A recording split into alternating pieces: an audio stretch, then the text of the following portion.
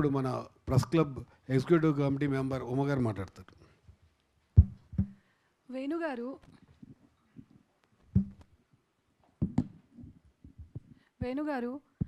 స్టార్టింగ్లో మీరు మాట్లాడే కొన్ని పాయింట్స్, కొంతమంది జాతకాలు అవి వింటుంటుంటే కామెడీగానే అనిపించేది.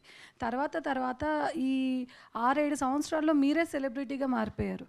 సో మీరు జనాలని జాతకాల పేరుతో సెలబ్రిటీస్కి అంటే 10 జ్యోతిష్ జాతకాలు చెప్పి దాంట్లో ఒకటి కరెక్ట్ అయితే నేను ఇది కరెక్ట్ చేస్తాను అని చెప్పేసి అసలు చాలామంది యంగ్ అమ్మాయిలతోటి మీరు పూజలు చేయిస్తున్నారు. అసలు మీ పట్ల ఇప్పటి వరకు ఏ చట్టాలు యాక్షన్ తీసుకోలేదు అని చెప్పేసి మేము ఫీల్ అవుతున్నాం యాజ్ అ జర్నలిస్ట్గా. సో అదొక ఎత్తు అవుతే వీణా వాణి గారికి మంచి గుర్తింపు, మంచి పేరు, అసలు ఆవిడ మ్యూజిక్ ఇండస్ట్రీలో ఆమెకంటే ఒక పేరుంది. సో వీణా గారు, మీరు వీణావాణిగా మాట్లాడగదలుచుకున్నారా, వేణుస్వామి భార్యగా మాట్లాడదలుచుకున్నారా? అదొకటి మీరు క్లారిటీగా తేల్చుకోండి. ఎందుకు అంటే ఈయన చేసే మాటలు, ఈయన చేసే జాతకాల వల్ల చాలామంది నష్టపోయారు, బాధితులు అయ్యారు. మీకు అర్థం కాదా? మీరే చాలా కేస్ స్టడీస్ చూస్తున్నారు కదా. మీరు ఈ మధ్యన ఒక వీడియో రిలీజ్ చేశారు. ఏంటంటే నేను ఒక జర్నలిస్ట్ని కదా, మీరు మా పట్ల చూస్తున్నారు, సొసైటీ పట్ల చూడట్లేదు. సొసైటీ పట్ల కూడా చూస్తున్నారండి, అది మీకు అర్థం కావట్లేదు. మీ పట్ల చూస్తున్నారు అంటే మీ బిజినెస్ దెబ్బతింటుంది అని చెప్పి ఈరోజు మీరు వచ్చి బయటకు మాట్లాడడం అనేది కరెక్ట్ కాదు. యాజ్ అ జర్నలిస్ట్గా మాకు రైట్స్ ఉంటాయి, మేము ఎవిడెన్స్ ఉంటేనే మాట్లాడతాము. ఈవెన్ మూర్తి గారు కానీ ఎవరు కానీ ఎవిడెన్స్ ఉంటేనే ఆ ఎవిడెన్స్ని బట్టి టెలికాస్ట్ చేస్తారు. ఇప్పుడు మీరు చేసిన వాయిస్ రికార్డింగ్ ఏదైతే ఉందో అది మీరు రిలీజ్ చేశారు. ఈవెన్ మీకు ఆ రిలీజ్ చేసింది వాస్తవం అంటే మీరు పిఎస్లో తేల్చుకోండి, డిపార్ట్మెంట్లో మాట్లాడుకోండి. అది కూడా కాదు, ఇది మీరు ఫేక్ ఆడియోని మీరు క్రియేట్ చేశారా, అది ఒరిజినలా అనేది మీరు అక్కడైనా తేల్చుకోవచ్చు, లేకపోతే ఆప్షన్ కూడా మాకే ఇచ్చేయచ్చు. ఎందుకంటే తెలంగాణ ఫ్యాక్ట్ చెక్కర్ అసోసియేషన్ ఉంది, ఫోరెన్సిక్ డిపార్ట్మెంట్ ఉంది.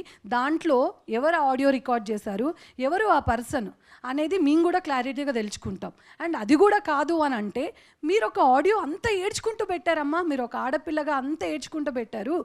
ఆడపిల్లగా మీరు పెట్టినప్పుడు మీరు ఎవరిని నిందిస్తున్నారు? మీ భర్త ఎవరిని ఉద్దేశించి మాట్లాడుతున్నారు? బిజినెస్ పరంగా 100 ఆరోపణలు వస్తాయి, లైట్ తీసుకుంటారు. ఒక పేరు, ప్రతిష్ట, ఒక ఫ్యామిలీ, వాళ్ళు ఎన్నో ఏళ్ల నుంచి వాళ్ళకున్న గుడ్ విల్ని మీరెవరు బ్యాడ్ చేయడానికి, విడిపోతారు అని చెప్పడానికి మీ హస్బెండ్కి ఎంత రైట్స్? మీరు మనుషులే కదా, సొసైటీలో మీరు కూడా అందరికి ఉండే రైట్స్ మీకు ఉంటాయి. ఉమెన్ రైట్స్గా మీకు ఎట్లుంటాయో మాకు అలాగే ఉంటాయి. మరి ఒకరిని కించపరుస్తేనే కేసులు పెట్టుకున్న రోజులు ఇవి, ఏంట్రా అంటేనే కేసులు పెట్టుకునే రోజులు ఇవి. అలాంటి ఈ టైంలో మీరు ఒక జీవితాలనే నాశనం చేయడానికి మీ ఆయన మొత్తం సొసైటీలో ఒక చీడ పురుగుగా మారాడు.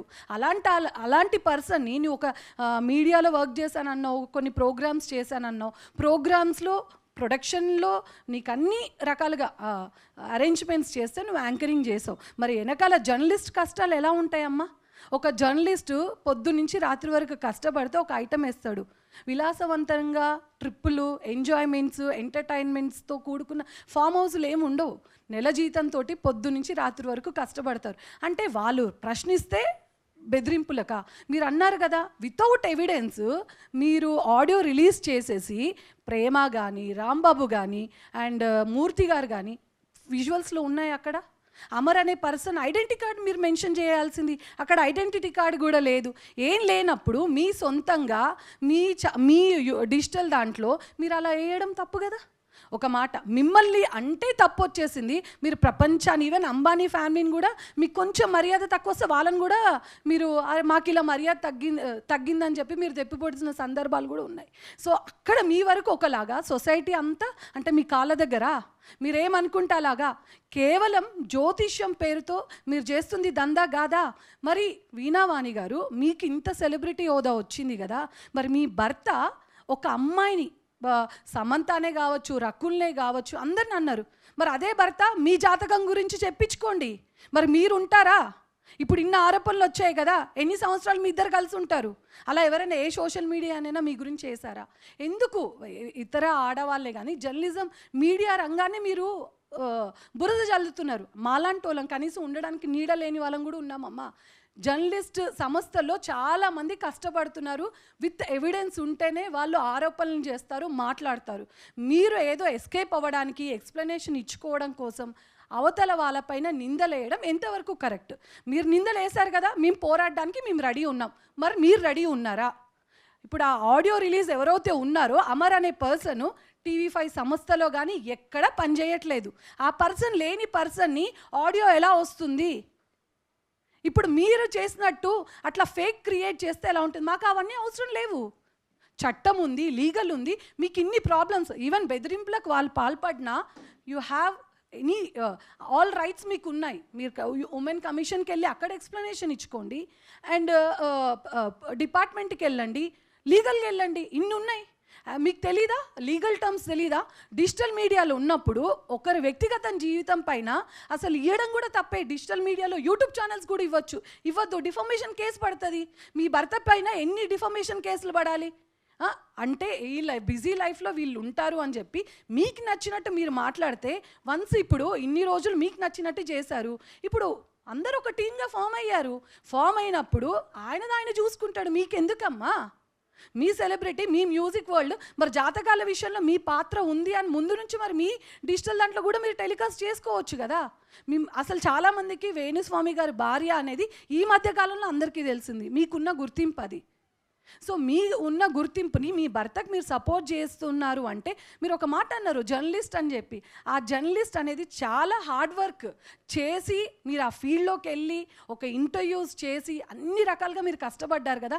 మీకు తెలీదా జర్నలిస్టులు ఎవిడెన్స్లు ఉంటేనే మాట్లాడతారు, లేకపోతే మాట్లాడరని?